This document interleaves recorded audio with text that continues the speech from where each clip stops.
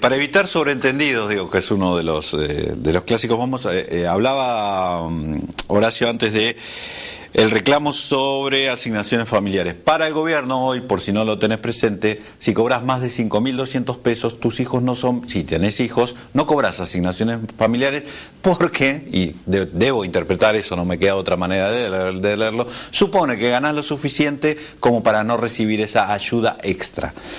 A su vez, si ganás más de 8.000, más o menos, vamos a redondear, 8.000, ¿está bien? Sí.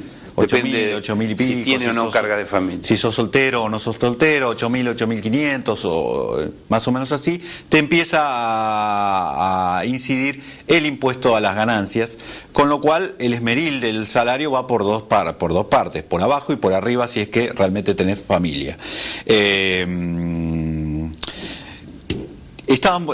La primera consulta que había quedado...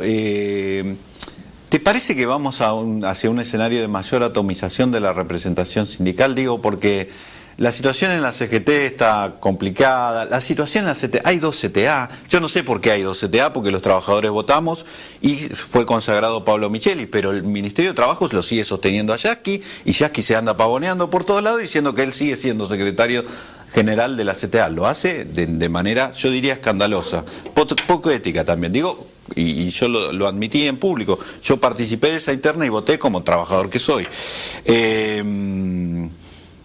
¿Y qué incidencia o se puede ver la mano del gobierno detrás de esto, o es simplemente una consecuencia de que entramos en un escenario político donde hay más juego para todos? La atomización es un fenómeno que se produce por diversidad de causas, no siempre es la misma causa, pero la última, digamos, atomización se produce por incidencia e injerencia del gobierno en las entidades sociales. Están divididas las entidades de derechos humanos, están dividida la FUA últimamente, sí, claro. Es decir, está dividida la CTA y ahora está dividida la CGT. O sea, las entidades sociales han sufrido esta concepción dual que tiene, digamos, este gobierno de que o exige entera subordinación o sos contra. Esta visión de la sociedad, de la dicotomía y falsa dicotomía, es una característica de gobierno que ya se notaba cuando gobernaban la provincia de Santa Cruz y que se nota ahora cabalmente. Y además la presidenta en el 2007, cuando tuvimos la entrevista, la única entrevista que concedió a la CTA cuando todavía estaba unificada, lo dijo claramente: ustedes no son nuestros. Ustedes son independientes y no son ninguna central sindical. Es decir, ustedes son un partido político. O sea, hay que recordar que todavía ustedes no tienen la personería jurídica. Ni la personería, no tenemos ni la personería gremial, ni está modificada la ley, no obstante fallos importantísimos, ¿no? Es decir, todavía sigue el viejo sistema de monopolio sindical, como lo manifestó la Corte en reiteradas oportunidades. Entonces, pero esta atomización, este momento histórico, esta semana, para decir preciso, tiene otra significación. Tiene una significación del fin de una etapa que ya se venía vislumbrando económicamente desde la caída del salario real en el 2007 y, por supuesto, la desaceleración de creación de puestos de trabajo y una merma y una baja del salario real que nos coloca a los niveles prácticamente del primer trimestre del 2001. Y a su vez, con un Producto Bruto que creció más del 90% en igual tiempo. Esto ha generado una desigualdad en la estructura ocupacional fenomenal. Entre el 10% que más gana y el 10% que menos gana, hay una distancia abismal, a tal punto que la OIT, respecto a la desigualdad salarial, entendió que Argentina está en los primeros niveles de desigualdad, no quiere decir de poder adquisitivo. Ahora, este momento histórico implica la ruptura, es decir, en el ciclo económico es la ruptura de la actitud ante el denominado modelo. Hay sectores beneficiados y hay sectores muy perjudicados. Y hay sectores del sindicalismo que toda la vida fueron oficialistas y que su política consiste en la concepción oriental de la fuerza, de utilizar la fuerza de otro en desmedro, ¿no? Es decir, de colocarse siempre en un lugar negociador. Ahora, esta etapa etapa histórica es mucho más allá que un simple desmembramiento de la CGT o la división de la CTA. ¿Por qué? Porque implica que el modelo se ha quebrado y la disposición del conflicto a modificarlo. Se están modificando políticas. Y eso es lo que, bueno, Agustín Rossi dice, ese viejo criterio de decir, esto es una huelga política, todas las huelgas son políticas. Es decir, ya este concepto de huelga gremial y huelga política lo que tiende es a limitar el derecho de huelga, pero no van a poder, porque el sindicalismo y los grupos sociales en la Argentina durante estos años, que no son iguales a los 90 en algunas concepciones, son otro modelo de acumulación, han crecido sustancialmente. Ahora, con la atomización, ¿el trabajador pierde o gana?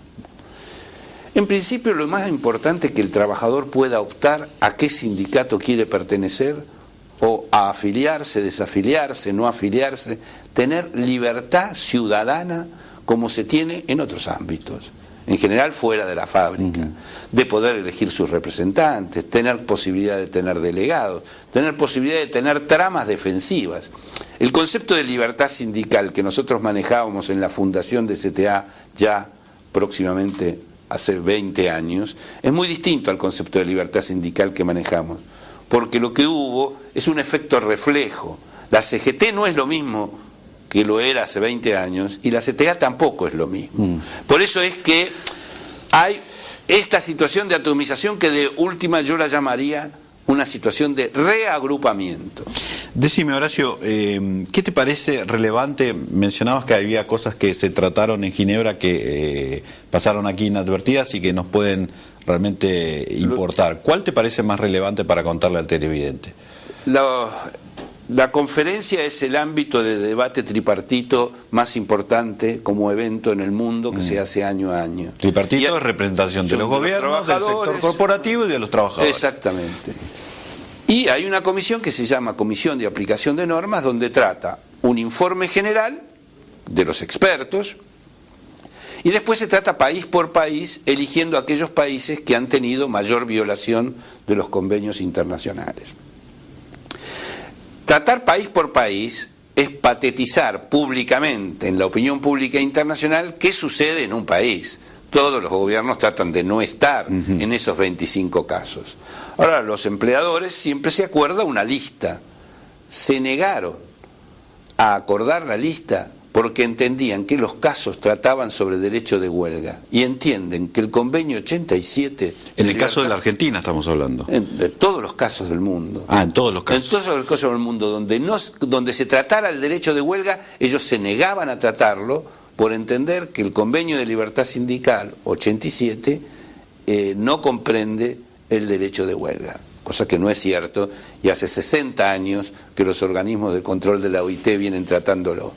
Pero se trató de un verdadero golpe de Estado de los empleadores, ante, bueno, la situación internacional, ante la crisis, etcétera. El sector empleador quiere borrar, así como se quiere cargar al Estado Social de Derecho, es decir, y que quiere que desaparezca todo atisbo de intervención estatal para crear condiciones de neoliberalismo salvaje, también sabe positivamente que mientras existan sindicatos y exista el derecho de huelga, van a tener un límite. Quieren borrar absolutamente todos los límites.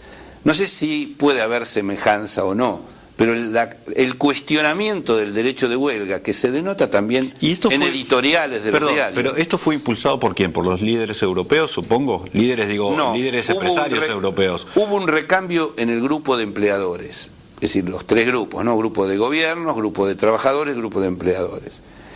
Ya no es manejado como antes por un sector productivo, como era el gerente de Coca-Cola, sino que es manejado por un grupo de jóvenes abogados más ligados al capital financiero, más ligados a los bancos.